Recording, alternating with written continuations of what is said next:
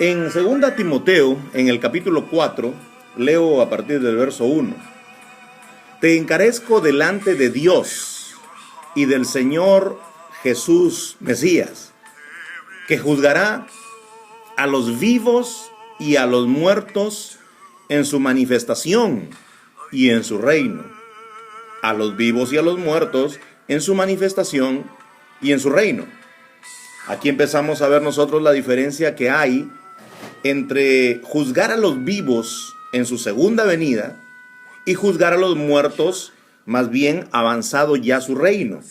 Eso podemos entenderlo en Apocalipsis 20 como lo que sucederá al final del milenio, el primer milenio del reino eterno de nuestro Señor Jesús. Entonces aquí observamos nosotros que hay un juicio. Juzgará a los vivos en su segunda venida. Y vaya que los juzgará. A los que estén reunidos en Armagedón, los que hayan apoyado a la bestia y recibido el número de su nombre y su marca, nuestro Señor Jesús enviará sobre ellos mortandad. Pero además también esos que viven aquí en la tierra serán juzgados por su corrupción, aun cuando no tengan la marca de la bestia, por su corrupción, que se da más bien en las ciudades más grandes de la tierra. A los muertos, en cambio, tiene que resucitarlos al final del milenio para poder juzgarlos por las obras de ellos que están escritas en la mente de Dios. Por eso dice aquí, en su manifestación, segunda venida, y en su reino, a través del tiempo de su reino. Más adelante podemos leer en el versículo 6, porque yo ya estoy para ser sacrificado, dice Pablo, y el tiempo de mi partida está cercano. Partía de esta vida, que quiere decir terminaba su carrera, como él mismo dice allí en el versículo 7, he peleado la buena batalla, he acabado la carrera, he guardado la fe. El tiempo de mi partida está cercano. Así como nacer en este mundo se habla mediante términos como venido a este mundo, el que vino a este mundo, un niño vino a este mundo. Así se dice del que nace en esta tierra. El que vino a este mundo, un niño ha venido a esta tierra, a este mundo. Así también se habla de la muerte como de la partida, porque en realidad ya no se pertenece al mundo de los vivientes, sino que más bien se pertenece al mundo de los inertes. De aquellos inertes es que hay una idea en estas palabras de nuestro Señor Jesús cuando razona sobre el pronunciamiento de Dios en la zarza, cuando se mostró a Moisés. Le manifestó que Dios es Dios de Abraham, de Isaac y de Jacob. Pero luego nuestro Señor Jesús dice, Dios no es Dios de muertos, sino de vivos. Dios no está diciendo allí que Él es el Dios del recuerdo de aquellos que habían muerto, sino que Él es Dios de vivos en el sentido que los resucitará, en el sentido que Abraham, Isaac y Jacob serán levantados, serán resucitados. De modo que Dios no es Dios de muertos. Cuando dice que Dios no es Dios de muertos, significa que Dios no es Dios de lo inexistente, porque no hay gloria de ser Dios de lo inexistente. Alguien quisiera llamarse, por ejemplo, Rey de todos los desechos. Alguien querría llamarse, por ejemplo, Rey de la nada. Nadie tendría gloria en un título así. Dios no tiene gloria en el título Dios de los muertos. Por eso Dios piensa en resucitar a aquellos que están muertos hoy. Y aunque hoy los muertos son inexistentes, en realidad un día volverán a la vida por el poder de Dios. Aquí dice en el versículo 6, porque yo ya estoy para ser sacrificado y el tiempo de mi partida está cercano. He peleado la buena batalla, he acabado la carrera, he guardado la fe.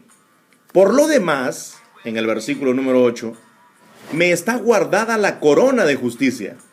Corona de justicia, o sea, la premiación por la justicia en que vivió el hombre de Dios. Cualquiera de los que vivan en esa justicia del reino de Dios. Me está guardada la corona de justicia, la cual me dará el Señor, juez justo, dice aquí, en aquel día. ¿Qué Señor? El Señor Jesús, juez justo, porque Él ha evaluado y sigue evaluando el caminar de cada creyente. Y en aquel día, el Señor Jesús como juez justo, en aquel día, noten la expresión en aquel día. Aquel día significa el día final, el día del final de este siglo.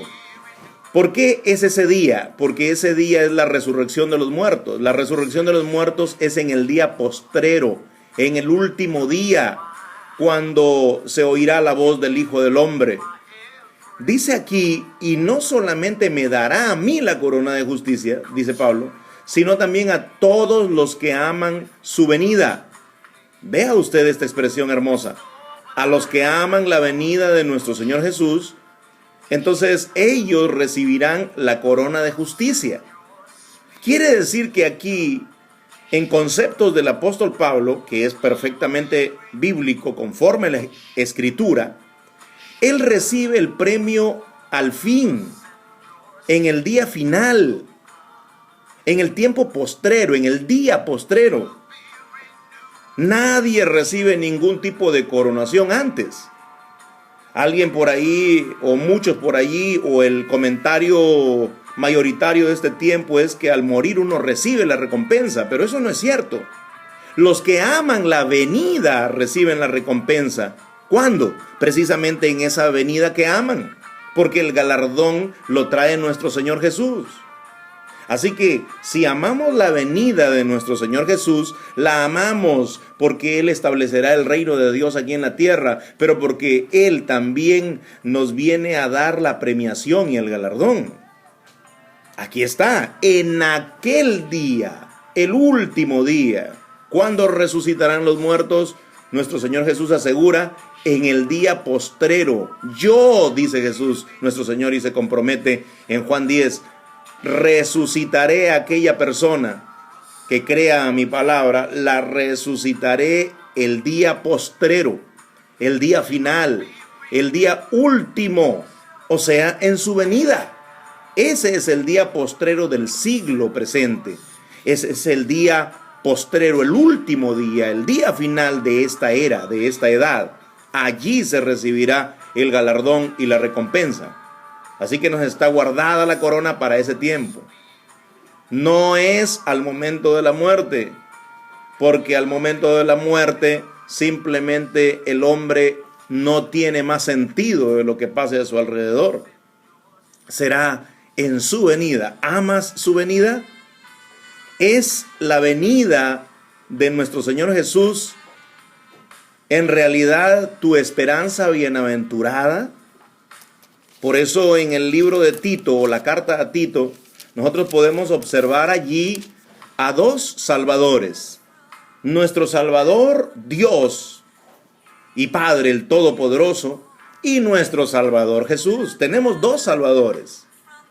El Salvador Todopoderoso fue el que planeó cómo salvarnos a nosotros mismos, y el que planeó todo el tiempo maravilloso que viene en el futuro. Pero el mismo que planeó nuestra salvación, incluyó a su unigénito Hijo para que Él fuera nuestro efectivo Salvador, que viniera precisamente de los lomos de David para salvar a los que esperaban en Dios. Tenemos nuestro Dios Salvador y tenemos a Jesús nuestro Salvador.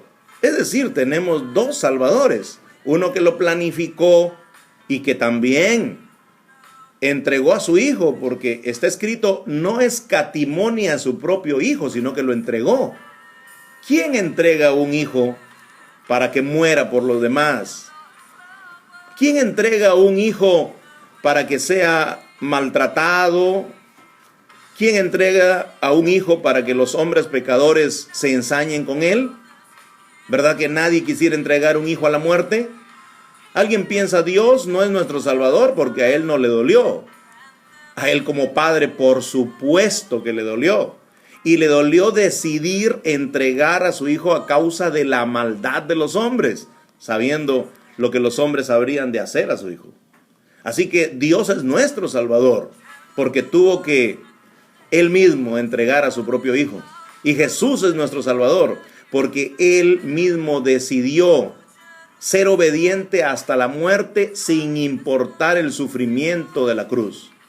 Así que tenemos, como dice Tito, aquí está escrito de una forma continua en la carta a Tito, Dios nuestro Salvador. Por ejemplo, 1:3 de Tito está diciendo allí que a su debido tiempo manifestó su palabra por medio de la predicación que me fue encomendada, dice Pablo, por mandato de Dios nuestro Salvador. Está llamando a Dios nuestro Salvador.